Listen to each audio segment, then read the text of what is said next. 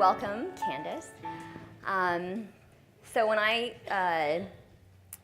I decided that I was going to start Physicians for Informed Consent, you're one of the first people that I kind of tracked down. I didn't even know who you were, right? And I Googled you and. Oh, half that stuff isn't true. Just have to forewarn you right now. But I was very, very impressed and very sad. And I wanted you to share with the audience why you started MADD. I don't know how old most of you are, but, and I'm sure you're not going to tell me, but for those of you who actually weren't adults or teenagers in the 1980s, we had a very different culture then than we do now about drunk driving. My daughter, Carrie, was 13 years old. She was an identical twin. She was walking to a Catholic school carnival that was several blocks from our house. She was hit from behind. She was thrown 125 feet. She was left in the road to die. The man who hit her blacked out and then continued driving.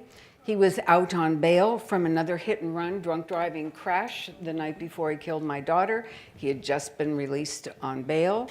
He had 4 prior drunk driving arrests and convictions, and he was still driving on a valid California driver's license because that's the way the system worked.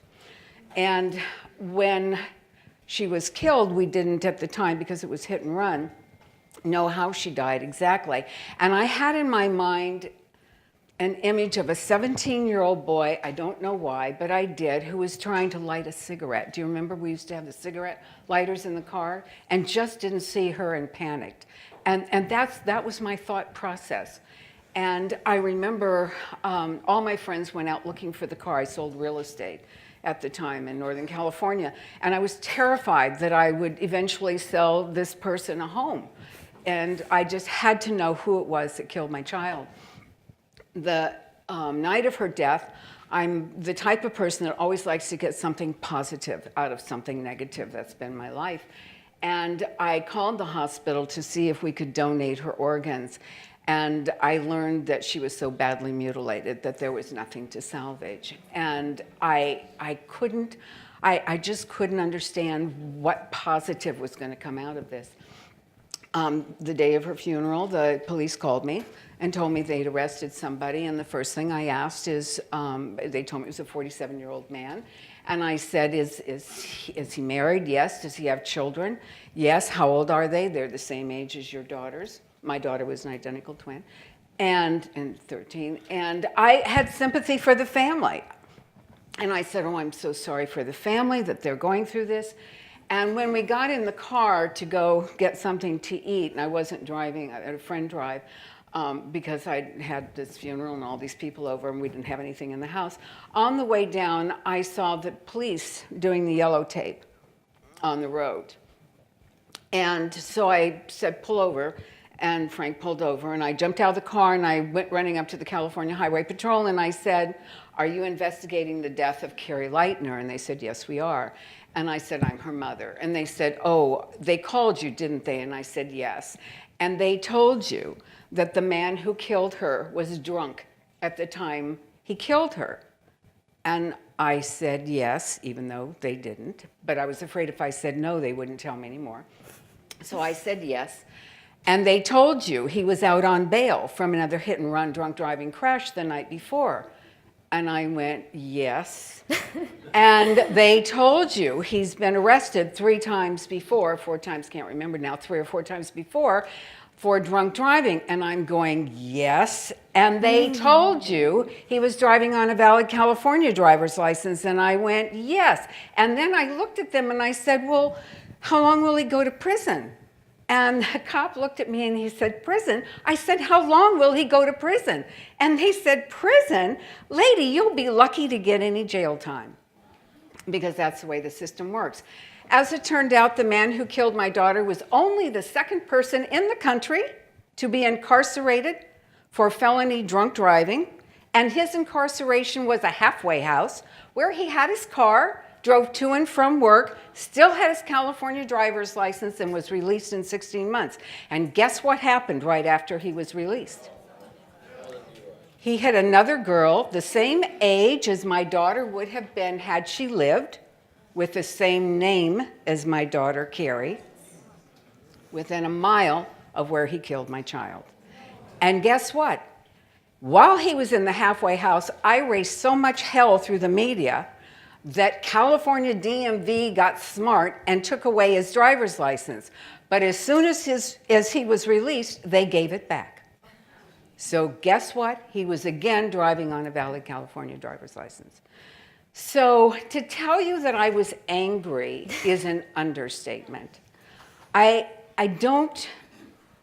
have never experienced that kind of rage before, and for those of you who don't know or haven't read my story or read the book Giving Sorrow Words, my son was hit by a drugged driver.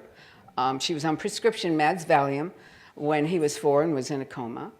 And it was the second time my twins had been affected by a drunk driver. The first time they were in the car with my mother, they were about 2 years old, and my mother was rear-ended in a 3-car crash caused by a drunk driver. And at that time, Serena, the other twin, was injured. This is when they had the horrible car seats that flipped over if you had a crash, and that's what hers did.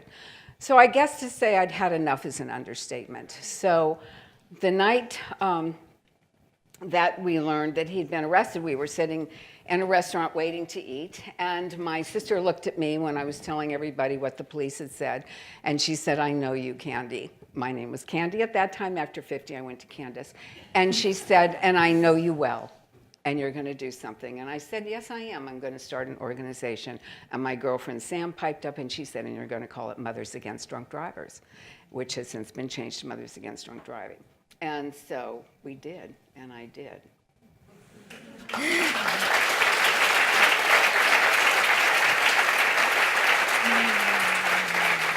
Thank you. But to give you just a little background on me, I was an Air Force brat. I was born and raised in the military. I married in the military, and I divorced after 32 years of service. I was not a registered voter. I didn't know Republican from a Democrat. And when I went to start this organization and to learn what I should do, I had a friend of mine in California who was very famous at the time, B.T. Collins, who worked for Governor Brown. He was a paraplegic vet and Green Beret. And I went in and said, "I'm starting this organization and I want to do something." And he said, "What do you want to do?" I said, "Well, I think maybe I should change some laws." And he said, "Okay, well, who's your representative?" And I said, "What's that?" And he said, "Your representative, the person who represents you in the legislature." And I said, "What's that?" And he said, "Well, what party are you?" I said, I don't know what you're talking." He said, "Are you Republican or Democrat?" And I said, "What's that?" So he threw me out of his office and he said, "Don't you come back until you've registered to vote," which I did, and I'm proud to say I'm an other.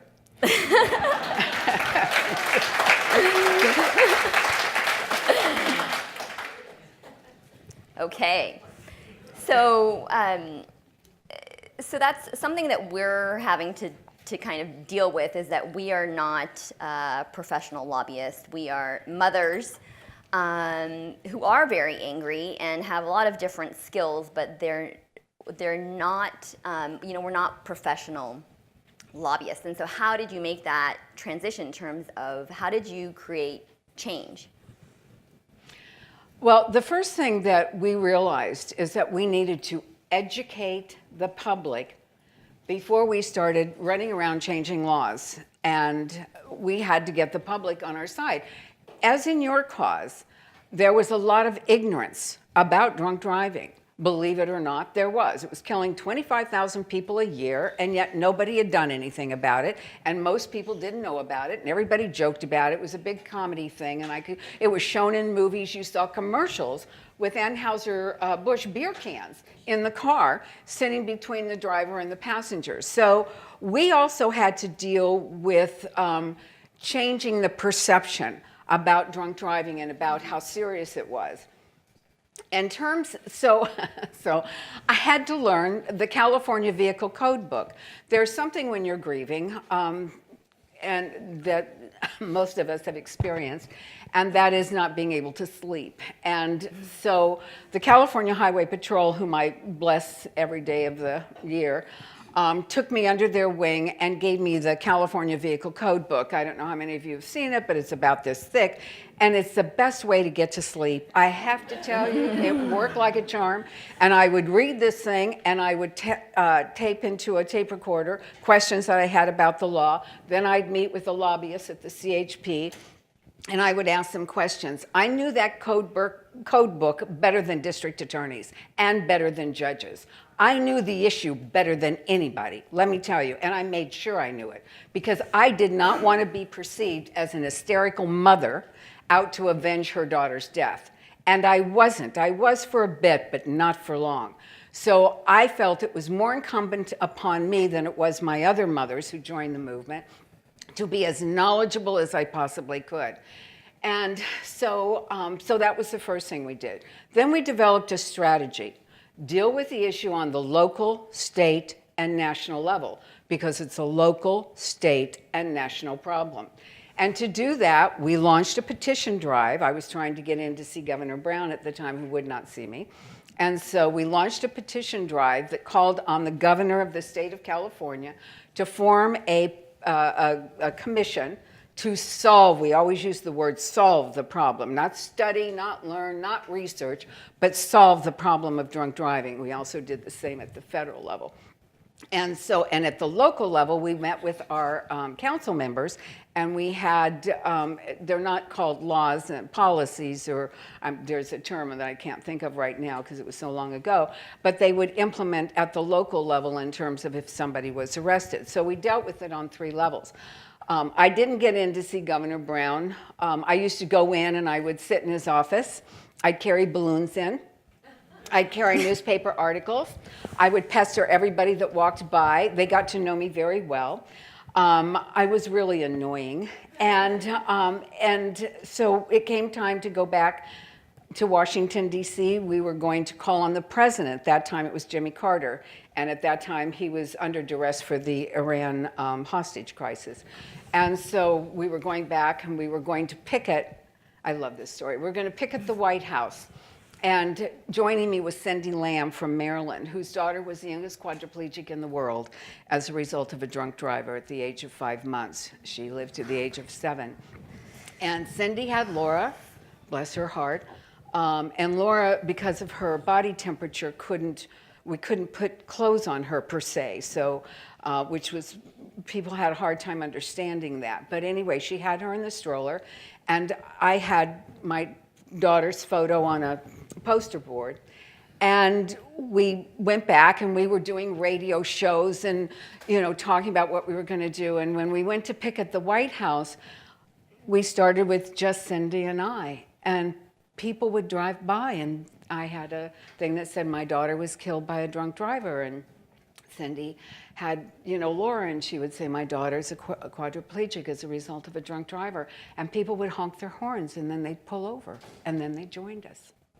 And after a while, what started as 2 went into the hundreds of people that was marching on the White House about the issue of drunk driving. We didn't invite them. We didn't know they were coming. But nobody had done anything about this problem before, and they were so grateful to see someone doing something that they joined us. Well, this didn't get Carter's attention, and he was soon out, but I will tell you how I finally got in to see Governor Brown. So, because it's a great story, and I have lots of great stories. But anyway, so at that time in California, we had something called tsetse flies. Remember those? Yeah, he was really concerned about it. He was flying up and down the state. So I was going back, and I called the governor's office, and I thought, I'll use a ploy. I'll be clever. I'll be strategic. And I called the governor's office, and I said, guess what? I'm going to Washington, D.C., and I'm going to be doing a big press conference with Congressman Barnes and Bob Matsui, who was my congressman at the time, and they're going to be talking about introducing a bill at the federal level. And I would love to say, because the press will ask me, because we were generating a lot of press at that time, especially in California, about where's Governor Brown? Why isn't she seeing Governor Brown? Blah, blah, blah. So I said, wouldn't it be great if somebody asked me that question, I can say that I'm seeing Governor Brown when I get back? Ha, ha, ha. And he said, Mrs. Lightner, if you say anything about Governor Brown, I will ensure you will never see him. So then the dilemma came. Do I say something? Do I not? So I tried to put out the word to the press not to ask me that question. And that was ignored by Gaylord Shaw, who was a Pulitzer Prize-winning reporter for the LA Times. And the first question out of his mouth when we were doing the press conference was, Mrs. Lightner, you know, it's common knowledge that you've been trying to get in to see Governor Brown now for the past, I think it was 2 months. Have you had any success? And the first thing that came to my mind was, I said no, because he's more concerned about tsetse flies than he is about dying children. That was the headline the next day.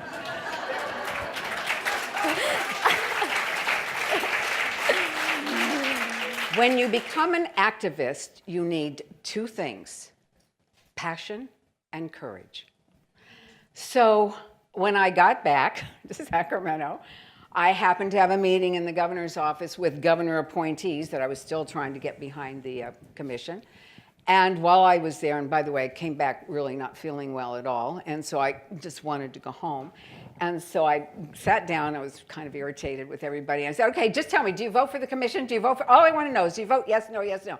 And they kept saying, well, we have to talk about it. I said, no, I'm tired of talking about it. I want to go home.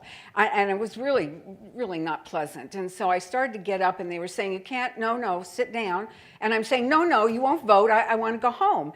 And this same guy who told me he would make sure I never got to see Governor Brown, came walking through the door, and I was getting up to go, and he came and stood behind me, and he put me back down.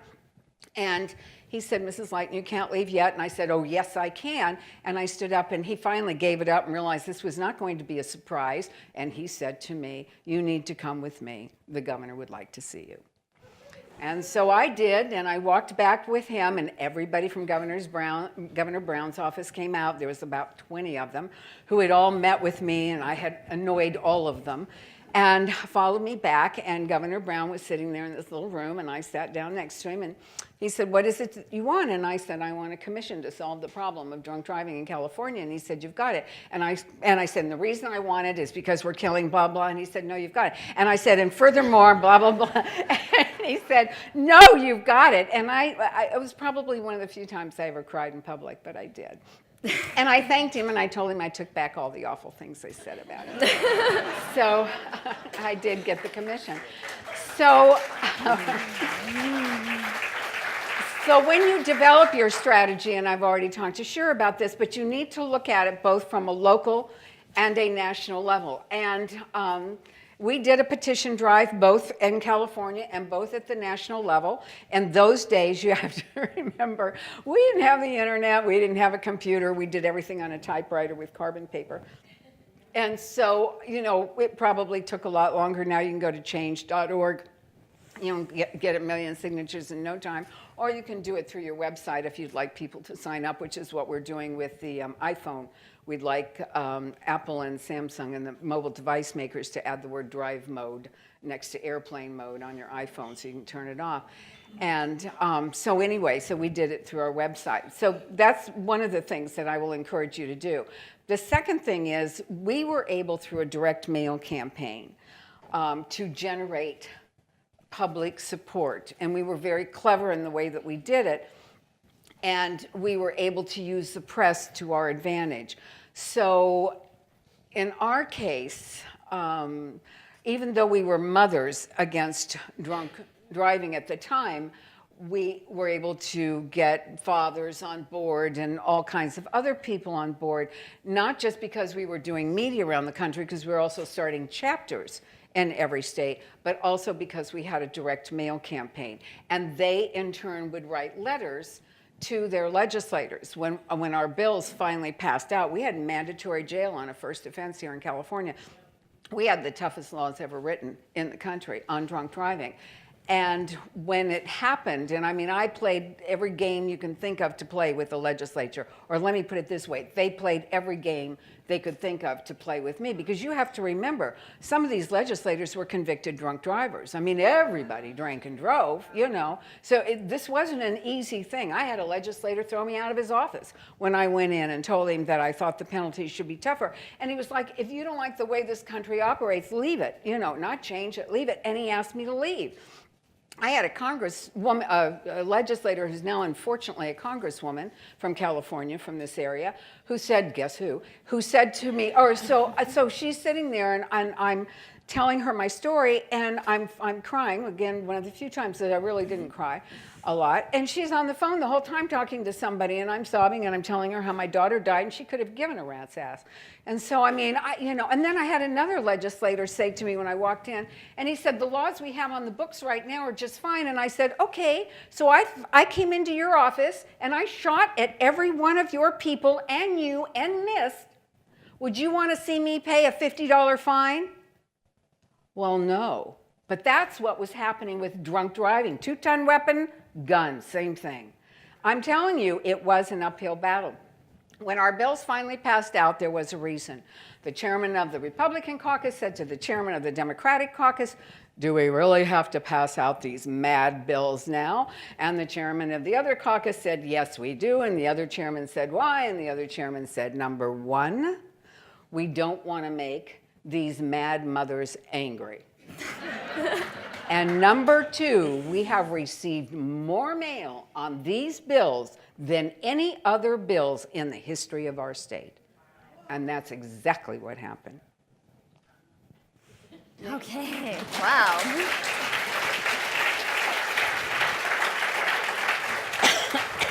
So this actually kind of brings us to, another point, which is just like the nuts and bolts of it, right? So how did you do it? You were a real estate agent. Like, we all have jobs, we have kids, right? So you had 2 other children, you had a job, and then you basically stopped your life. I did.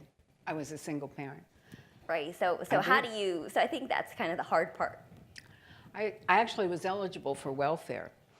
You would think everybody would have given us money, and they didn't. And it took us a long time before we could do any effective fundraising. I didn't actually start getting paid by the organization for the first 2 years. And I lived off her insurance money, and my father helped out a great deal. And I think after 18 months, I started getting expense money. But I believed in the cause so much. It was my life. It kept me sane after her death, that it was worth it to me to sacrifice what I ended up sacrificing. At the time, it was worth it to me. So, but we were able eventually, and just as an aside, since you're doctors, we couldn't get the California Medical Association to support us for a number of years. So it wasn't an easy thing. You'd think, do you know how many lives that I am credited with saving because I started MADD? Do you know how many? 400,000. 400,000. That has been estimated by researchers. And yet, and we're still saving lives. We save lives, save lives. And yet, people just don't, highway safety isn't a priority. So, and yet it's probably one of the most preventable crimes there is. But, it took a while, but we were finally able, through direct mail and by generating credibility and by getting so much media attention, the movie helped a lot, to start raising money. And also we generated public support. I mean, we had mothers, fathers, children, and we had chapters in every state and some in other countries. So we actually had, at the time, they don't anymore, but we had chapters, most of them started by mothers. These people, many of these women were housewives who worked in the home, who'd never spoken in public before. Some were couples who were retired, that came out of retirement. Most had a child killed by a drunk driver, and it was absolutely amazing what they were able to do. But we were also able to provide leadership. And that's something every movement needs, is a good, strong leader. And I say this with no humility whatsoever, because I've certainly taken some bad press along with good press. That was me. You know, I am a leader. I'm not a follower. I've even been studied because I am a leader. I don't follow well. And, you know, when it came time for MADD to want to have me follow a board, I said goodbye, because that's not me. But you need, in every cause, you need a good, strong leader. I'm not sure if I answered your question, but whatever. Forgot what it was. Yeah. So one of the first kind of comments that you made to me was a surprise to me the first time we spoke on the phone. And that's your knowledge of vaccine adverse events. And so will you share with us? Sure. Carrie, my daughter who was killed, was given, and I'm sorry, I can't remember, it was 50 years ago. I think it was chickenpox vaccine, and she had a really very serious reaction. She went into a fever of over 104. We had to rush her to the hospital, and she developed seizures, which she had until she was about 2. Her sister, who also received the vaccine, also developed seizures, but not until later. So nobody ever actually directly said hers were from the vaccine. They did with Carrie. The doctors had no problems whatsoever, saying it was a result of the vaccination, and she was exempted from other vaccinations. Okay, so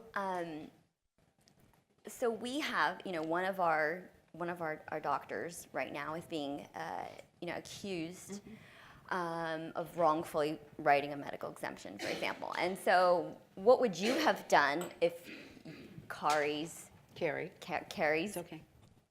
doctor was being accused for writing a medical exemption for Oh, I Carrie? would have raised so much hell. But it would have changed. I just would have. I simply wouldn't have accepted it. I would have raised hell with everybody I could raise hell with. My daughter's life is far more important to me than whatever it is that's out there that has these stupid rules. But trust me, I would have raised so much hell that you wouldn't be here today with this issue. But that didn't happen because there was an immediate, in this case, recognition of the fact that this was a reaction to a vaccination. And the hospital bent over backwards to take care of her.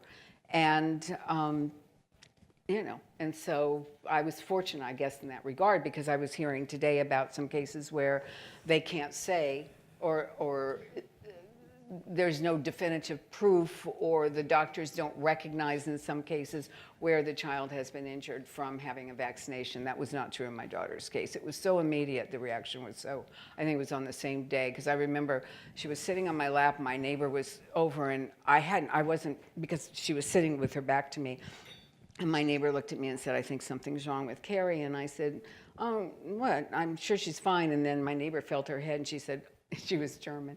She went, "Oh, yo, yo, yo, yo, yo." And she said, "Get her to the hospital," which we did.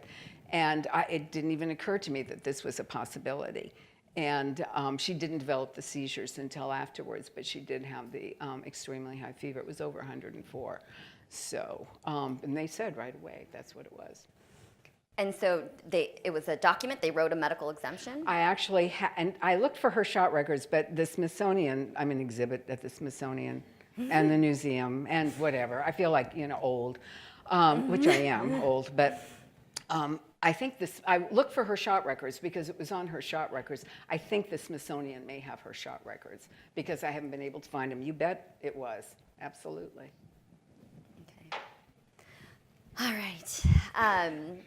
So I think I've talked to you before about the 1986 Act, the National Childhood Vaccine Injury Act.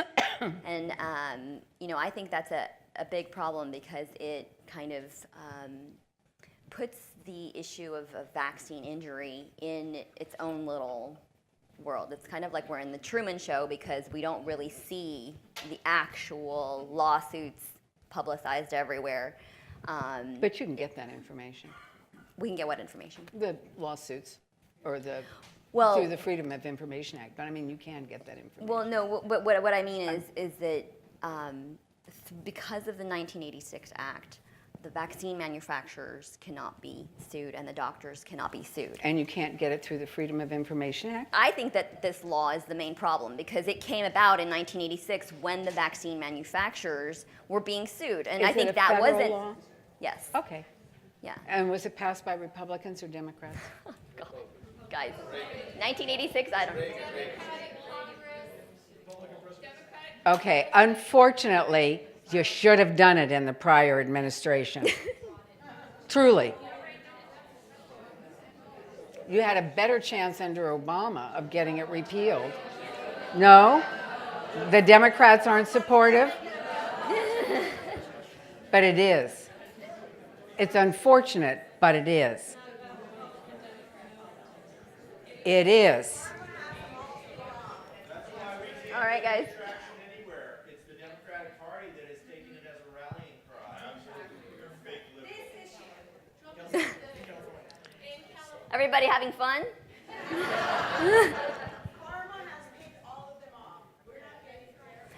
So let's get the kind of industry question in, right? So you actually got the alcohol manufacturers involved, which is you would think like, well, what's is it the beer company's fault that somebody walks in, drinks a beer and decides to drive? We did, actually. We worked with Anheuser-Busch. We took a big hit in the press, but we decided it was better to work with our enemies. And we were able to neutralize them, truly, on a number of our issues. The only one that they were obvious in opposing us on was raising the drinking age to 21. And MADD's responsible for that. And that's the only time they publicly opposed us after we met with them and worked with them. So I'm a big believer in coalitions. I'm a big believer in working with everybody, anybody and everybody. And that worked to our favor, actually.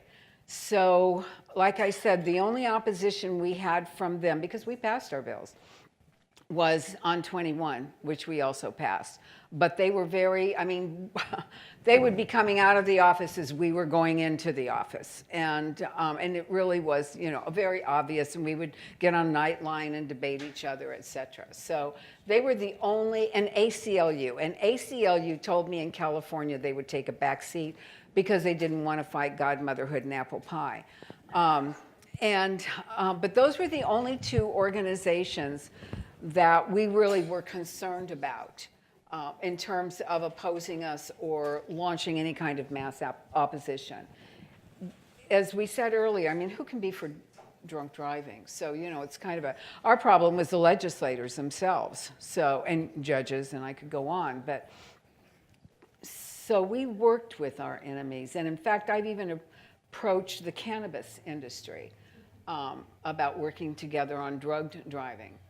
Because I do feel strongly that you should try and find common ground and work together on at least the common ground. And I have a real issue with the cannabis industry because they insist that driving stoned is safe, and it's not. So, I've actually been working with them a bit here in California. So I don't. Your opposition comes from so many different sources, right? Yeah. And